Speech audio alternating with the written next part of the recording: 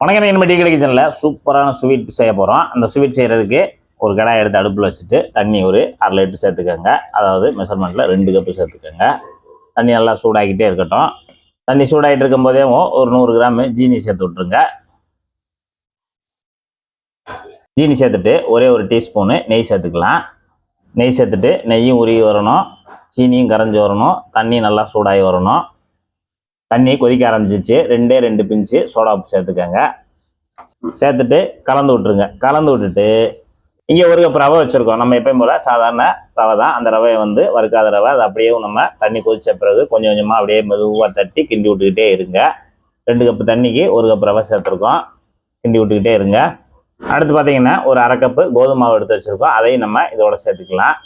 ரவையை சேர்த்துட்டு 1/2 கப்பு கோதுமை மாவு சேர்த்துட்டு நல்லா கிண்டி கொடுங்க. நல்லா வெந்து ஒரு கெட்டி பதத்துக்கு வரும். அது வரைக்கும் நல்லா விடாமல் கிண்டி கொடுத்துக்கிட்டே இருங்க. இப்போ ரவையும் கோதுமை மாவும் இதிலே நல்லா வெந்துடும். இப்போ ரவையும் மாவும் சேர்த்து ஒரு 2-3 நிமிஷத்துலேயே நமக்கு நல்லா அந்த மாதிரி கெட்டி பெட்டு வந்துடும். நல்லா வெந்து வந்துடும். அந்த மாதிரி சமயத்தில் நல்லா அந்த மாதிரி கிண்டி கொடுத்துட்டு ஸ்டவ் ஆஃப் பண்ணிடுங்க. ஸ்டவ் ஆஃப் பண்ணிவிட்டு இதை அப்படியே உருட்டி வச்சுருங்க. நம்ம ஒரு 5 நிமிஷம் நமக்கு ஆறட்டும். அப்படியே தம்மாயி நல்லா வரட்டும். பார்த்தீங்கன்னா ஒரு 5 நிமிஷம் வெதுவெதுப்பான சூடில் ஆறிடுச்சு. அதை அப்படியே எடுத்துகிட்டு ஒரு தட்டுக்கு மாற்றிக்கலாம். இப்போ வெதுவெதுப்பான அதாவது கை பொறுக்கிற சூடு வந்த உடனே இதை நல்லா பிசைஞ்சு விட்டுடலாம். இப்போ நல்லா பிசைஞ்சாச்சு. பிசைஞ்சு உருட்டிடுங்க. இதை அப்படியே உருட்டிட்டு ஒரு மூடி போட்டு மூடி வச்சுருங்க. அப்படியே இருக்கட்டும். இந்த சின்ன பேன் எடுத்து அடுப்பில் வச்சுட்டு இதில் ஒரு 1/2 கப்பு நம்ம நாட்டு சர்க்கரை சேர்த்துக்கலாம். தண்ணி எதுவும் சேர்க்க வேண்டாம். நாட்டு சர்க்கரை அப்படியே சூடாகி இலகி வரட்டும். ஒரு 1/4 டீஸ்பூனு ஏலக்காய் தூள், ஒரே ஒரு டீஸ்பூனு நெய் சேர்த்துட்டு நாட்டு சர்க்கரை நல்லா இலகி வரட்டும். சர்க்கரை இந்த அளவுக்கு நல்லா மெல்ட் ஆகி வந்த உடனே நம்ம இங்கே தேங்காய் துருவல் 1 கப்பு எடுத்து வச்சுருக்கோம். அதை நம்ம உள்ளே சேர்த்துடலாம். சேர்த்துட்டு அந்த பாகோடு சேர்த்து தேங்காய் துருவலையும் நல்லா கிண்டி கொடுங்க.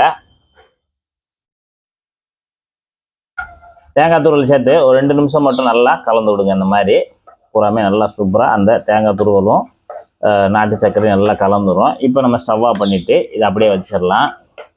இப்போ நம்ம ஏற்கனவே ரெடி பண்ணி வச்சுக்கக்கூடிய இந்த மாவில் கொஞ்சமாக எடுத்துக்கோங்க. இந்த அளவுக்கு எடுத்துக்கோங்க. எடுத்துட்டு நல்லா உருட்டிக்கோங்க. நல்லா உருட்டிட்டு உள்ளங்கையில் வச்சுட்டு நல்லா ஒரு குழி பண்ணிக்கோங்க. இந்த மாதிரி பெருவரில் வச்சு ஒரு குழி பண்ணிக்கோங்க. இந்த மாதிரி குழி பண்ணிவிட்டு பூரணம் ரெடி பண்ணி வச்சுருக்காங்களா அதில் ஒரே ஒரு ஸ்பூன் மட்டும் எடுத்து நடுவில் வச்சுருங்க. இதை அப்படியே நம்ம மூடிடலாம். நல்லா இது போல் ஒன்று போல் மூடி விட்டுருங்க. மூடிட்டு மறுபடியும் உள்ளங்காய் வச்சு லேசாக நல்லா சைஸ் பண்ணி ரவுண்ட் பண்ணிடுங்க. அவ்வளோதான். இது போல் செஞ்சுட்டு அப்படி தனியாக எடுத்து வச்சுருங்க. அடுத்து இந்த கடாயில் நம்ம தேவையான அளவு எண்ணெய் சேர்த்துட்டு எண்ணெயோட சூடு பார்த்தீங்கன்னா மீடியமாக இருக்கணும். அடுப்பு மீடியத்தில் தான் இருக்கணும். இப்போ சூப்பராக ரவுண்டாக செஞ்சு வச்சுக்கலாம். பூரணம் வச்சு அதை ஒன்று ஒன்றா எடுத்து எண்ணெயில் சேர்த்துடலாம். இது மாதிரி லேசான பபுள்ஸ் வர்ற வரைக்கும் சூடு இருந்தால் போதும். நம்ம எண்ணெயோட சூடுக்கு தகுந்தாப்புல எண்ணெயோட அளவுக்கு தகுந்தாப்புல நான் ஒரு 6 பீஸ் உள்ள சேர்த்துக்கிறேன். இப்போ நம்ம எண்ணெயில் சேர்த்து 2 நிமிஷம் ஆச்சு. நல்லா மொழுன்னு வெந்துக்கிட்டு இருக்கு. இப்போ நம்ம அப்படியே ஒன்று ஒன்றா திருப்பி விட்டுக்கலாம். அப்படி ஒன்று ஒன்றா திருப்பி விடுங்க. இந்த பக்கம் நல்லா பொரிஞ்சு வரட்டும்.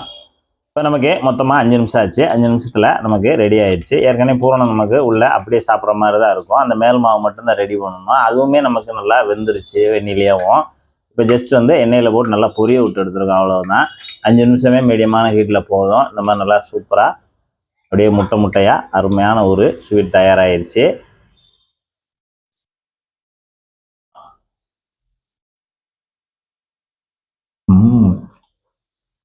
அந்த ரவை சேர்த்து பெரிஞ்சதுனால அந்த லேசாக அந்த ரவை பூரா அப்படியே முறுமுறுன்னு இருக்குது சாப்பிட. உள்ளுக்கு அந்த இனிப்பு பூரணம் சூப்பராக இருக்குது.